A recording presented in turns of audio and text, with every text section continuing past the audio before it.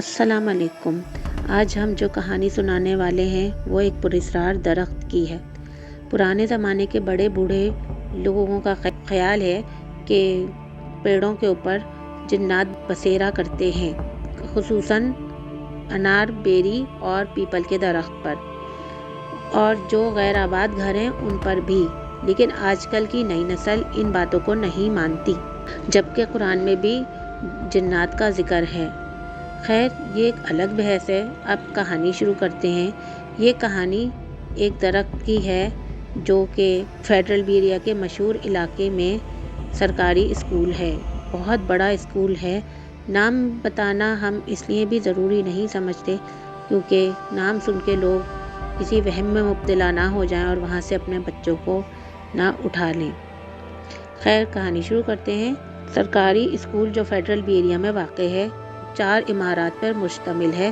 2 इमारत प्राइमरी और सेकेंडरी की शाम की हैं, वो लड़कों की, और सुबह की 2 बिल्डिंग्स हैं प्राइमरी और सेकेंडरी, वो लड़कियों की। और इसरार पेड़ वो बहुत ही ऊंचा और कदावर था और वो दरख्त बिल्डिंग से भी ऊपर था। इस दरख्त में अजीब व गरीब फल लगते थे और ये फल हर वक्त गिरते रहते थे। दोपहर की मासियाँ जब जाती स्कूल से तो वो सफाई करके जाती और सुबह में फिर वो फल गिरे होते जिस पे से बच्चे और टीचर्स अक्सर गिरा करते थे। एक दिन तो टीचर्स ऐसे गिरी, उनके बहुत ज़्यादा चोट लगी, तो ये बात प्रिंसिपल तक जा पहुंची। प्रिंसिपल ने मासियों को बुला के खूब डांटा कि तुम लोग सही से सफाई क्यों नहीं करते, जिस पर मासियाँ कुछ ना बोली और चुपचाप वहाँ से निकल आईं। दूसरे दिन सुबह ही सुबह दोपहर की मासियाँ स्कूल पहुँची, जिस पर चौकीदार ने कहा, अरे तुम लोग इतनी सुबह सुबह कैसे पहुँच गईं?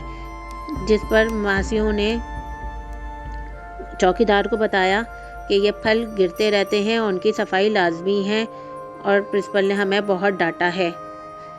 जिस पर चौकीदार ने कहा कि मैं प्रिंसिपल से बात करता हूँ कि इस पेड़ को ही कटवा दें। इस पर दोनों मासियाँ खुश हो गईं। अगले ही दिन चौकीदार प्रिंसिपल के ऑफिस पहुंचा और उसने प्रिंसिपल से कहा कि आप ये दरख्त ही कटवा दें, इसके ऊपर से हर वक्त फल गिरते हैं जिसकी वजह से बच्चे और सफाई का अमला अलग परेशान है। जिस पर प्रिंसिपल ने कहा, ठीक है, तुम इसको कटवा दो, जो भी पैसे देने होंगे वो मैं दे दूंगी। चौकीदार ने अगले ही दिन पेड़ कटवा दिया।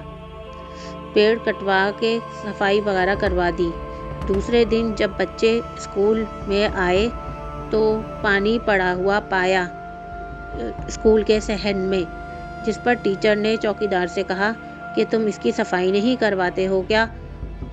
चौकीदार ने कहा, मैंने तो सुबह ही वाइपर मारा था, खैर अब मैं इसका ख्याल रखूँगा। फिर अगले दिन जब टीचर उस सहन से गुजर रही थी तो एकदम चौंक के रुक गई। उन्होंने क्या देखा कि पेड़ के तने में 2 इंसानी आंखें बनी हुई हैं और उसमें से आंसू गिर रहे हैं। तो उन्होंने ये सब देख के शोर मचा दिया।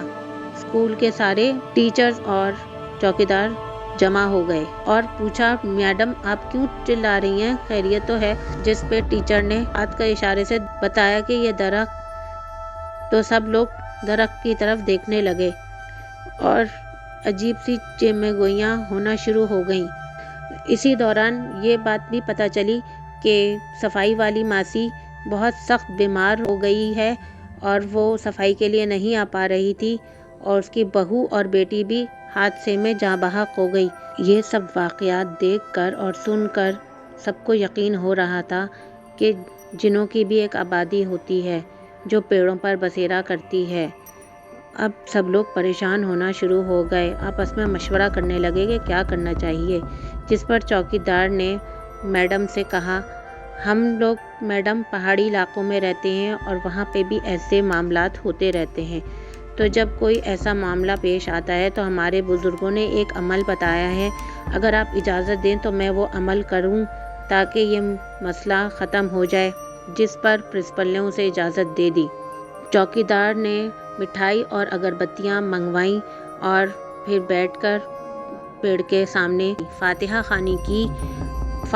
خوانی کرنے کے بعد اس نے پیڑ سے مخاطب ہو کر کہا جیسے کسی انسان سے باتیں کر رہا ہو، آپ کو ہم نے تکلیف پہنچائی، اس کے لیے ہم آپ سے بہت معذرت خواہ ہیں۔ آپ کی آبادی کو ہم نے برباد کیا، لیکن ہمیں نہیں پتہ تھا کہ آپ لوگ اس پر رہتے ہیں، اس پیڑ پر بسیرا کرتے ہیں۔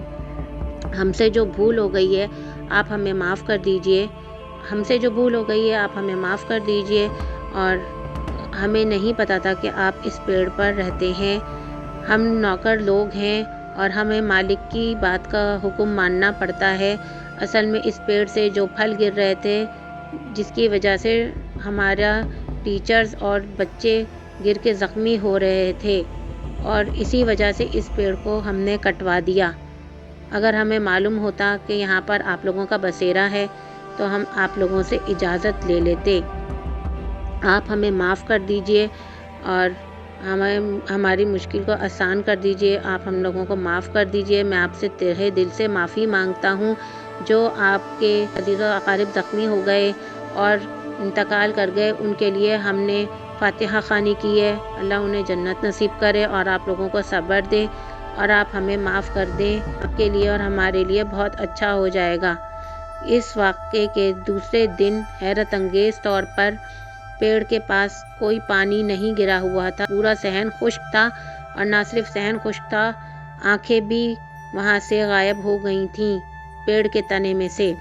اس پیڑ پر جو بھی مخلوق بسیرا کرتی تھی وہ یقیناً نیک جنات میں سے تھی، جس کی وجہ سے انہوں نے معافی کو قبول کر لیا، اور اب یہ اسکول ایک نارمل اسکول کی طرح چل رہا ہے۔ آپ کو ہماری یہ کہانی پسند آئی ہو تو آپ اس کہانی کو لائک کریں، سبسکرائب کریں اور شیئر کریں۔ دیکھنے اور سننے کا شکریہ۔